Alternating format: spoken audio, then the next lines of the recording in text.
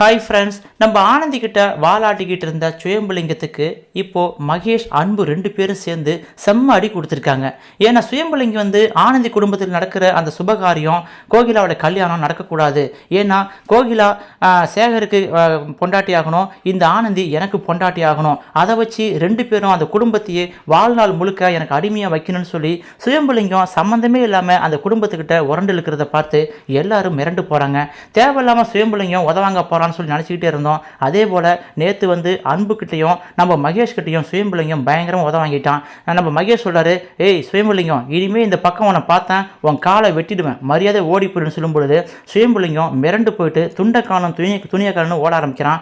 காரணம் என்னன்னா, மித்ரா ஒரு உண்மையை சொன்னான். இதுபோல் ஆனந்திக்கு எத்தனை பேர் தான் மாப்பிள்ளையா வருவீங்க, நீ ஆனந்தி கல்யாணம் பண்ணிக்கணும்னு ஆசைப்படுற, இன்னொரு பக்கம் மகேஷ் ஆசைப்படுறான், இன்னொரு பக்கம் அன்பு ஆசைப்படுறான், இப்போ 10வது குறைக்கு இன்னொரு ஆள் புதுசாக வந்திருக்கான்னு சொல்லும் பொழுது சுயம்புலிங்கம் கடுப்பாக வரான். என்னது, ஏற்கனவே ஆனந்தி நான் கல்யாணம் பண்ணிட்டு ஆசைப்பட்டேன், மகேஷ் சார் தான் ஆனந்தி மேலே லவ் பண்ணுறான்னு சொல்லி நீ சொல்லிட்டு இருந்த, அன்பு வேற லவ் பண்ணானா, அது மட்டும் இல்லாமல் இன்னொருத்தன் புதுசாக வந்திருக்கானா, அவன் யாருன்னு சொல்லும் பொழுது அதாங்க கோகிலா கட்டிக்க போகிறாரு மாப்பிள்ளை, அவங்க சித்தி பையன் வேற ஆனந்தியை கட்டிக்க ஆசைப்படுறான்னு சொல்லும் பொழுது பயங்கர கடுப்பான சுயம்புலிங்கம் இனிமேல் விடமாட்டேன்னு சொல்லி நேராக போய் அந்த கல்யாணத்தில் புகுந்து வம்புழுக்கிறான். இதனால் என்னால் சும்மா வம்புழுத்துக்கிட்டு இருக்கேன்னு சொல்லி ஆனந்தி கடுப்பாக வராங்க, அவங்க அப்பா கடுப்பாக வராரு.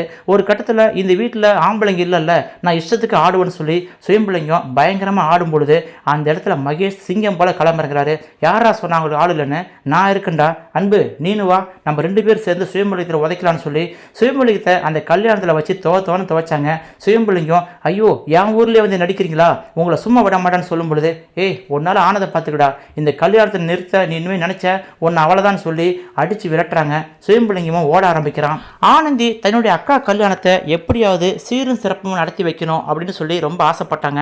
ஆனால் சுயம்புலிங்கம் பயங்கரமாக கடுப்பேற்றிட்டு இருந்தார். இடையிடையே பூந்து சுயம்புலிங்கம் அந்த குடும்பத்துக்கு டார்ச்சர் மேலே டார்ச்சர் கொடுக்க ஆரம்பித்தான். எப்படியாவது அந்த குடும்பத்துக்கு நெருக்கடி கொடுத்தா கண்டிப்பாக நம்ம இஷ்டத்துக்கு ஆட்டி வைக்கலாம், அவங்களும் அடிப்பணிஞ்சு போவாங்கன்னு சொல்லி சுயம்புலிங்கம் நினச்சிட்டு இருக்க வேலையில் திடீர்னு அந்த இடத்துல அன்பு மகேஷ் நிற்பாங்கன்னு சொல்லி சுயம்புலிங்கம் கனவுல கூட நினச்சி பார்க்கல. மித்ராவும் ஆடி போயிடுறா. இந்த மகேஷ் தேவையில்லாமல் இந்த குடும்பத்தை காப்பாற்றிட்டு இருக்கானே, இவனுக்கு தான் நான் இருக்கேன்ல, என்னை விட்டுட்டு ஆனந்தி சுற்றிட்டு இருக்கா, அவங்க குடும்பமே என்னை ஏற்றுக்கிட்டாங்க, இந்த மகேஷ் மட்டும் ஏற்றுக்காமல் இருக்கானே, தேவையில்லாமல் இப்போ ஹீரோவாக இங்கே நின்று ஆனந்தி அப்பா மனசு இடம் பிடிக்க போகிறானேன்னு சொல்லி பயங்கரமாக மித்ராவும் காண்டாயிட்டு நிற்கிறா. இதுக்கப்புறம் என்ன நடக்க போகுதுன்னா, கோகிலாவோட கல்யாணம் நினைச்ச மாதிரி சூப்பராக நடக்க போகுது. ஆனால் அதுக்கப்புறம் தான் ஆனந்திக்கு ஒரு மிகப்பெரிய பிரச்சனை வரப்போகுது. ஆனந்தி கர்ப்பமாக இருக்கிற விஷயத்த கண்டிப்பாக எல்லாருக்கும் தெரியப்படுத்துகிற மாதிரி ஒரு சுச்சுவேஷன் வரப்போகுது.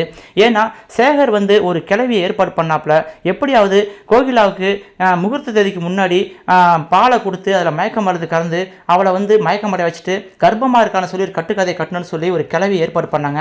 ஆனால் அந்த கிளவி தவறுதலாக போயிட்டு கோகிலாவிட்ட கொடுக்க போகும்போது ஆனந்தி தடுத்து நிறுத்திட்டா. இதனால ஆனந்தி அந்த பாலை குடிச்சிட்டாலோ அப்படிங்கிற மாதிரி தோணுச்சு. ஏன்னா ஆனந்தி தான் மயக்கம் அடைஞ்சு கீழே விழுந்தாங்க. ஆனந்தி எப்போவுமே மயக்கம் அடைஞ்சு கீழே விழுகிறது தான், இப்போ அந்த பாலை குடிச்சதால தான் மயக்கம் அடைஞ்சு விழுந்தான்னு சொல்லி அந்த கிளவி போயிட்டு ஆனந்தி கையை தொட்டு பார்க்கும் பொழுது ஆனந்தி கர்ப்பமாக இருக்கா அப்படிங்கிற உண்மையை தெரிஞ்சுக்கிறாங்க.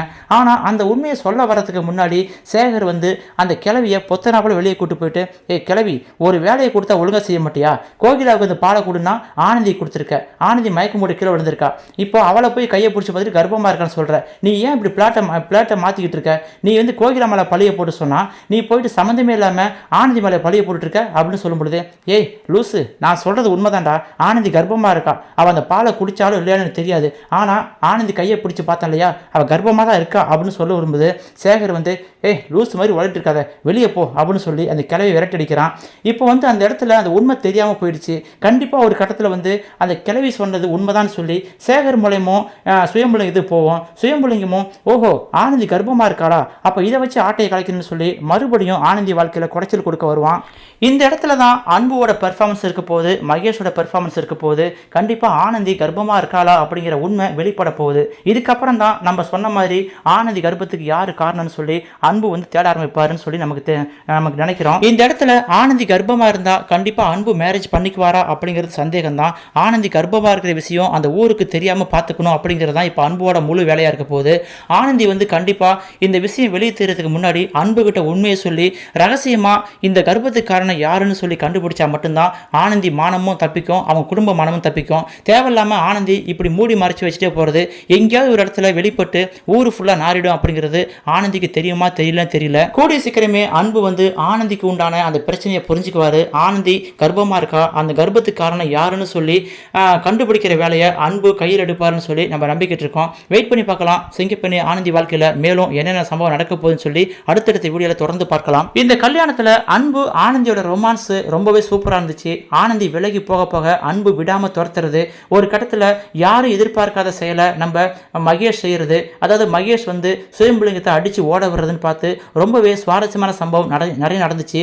இதுக்கப்புறம் நிறைய சுவாரஸ்யமான சம்பவம் நடக்குமா இல்லை நிறைய அதிர்ச்சிகரமான சம்பவம் நடக்குமான்னு சொல்லி அடுத்தடுத்த வீடியோ நம்ம தொடர்ந்து பார்க்கலாம். இந்த வீடியோ பிடிச்சிருந்தா லைக் பண்ணுங்க. நீங்க நம்ம சேனலுக்கு புதியவராக இருந்தால் மறக்காம நம்ம சேனலை சப்ஸ்கிரைப் பண்ணிக்கொண்டு ஆதரவு தாருங்கள். தேங்க்யூ ஃபார் வாட்சிங்.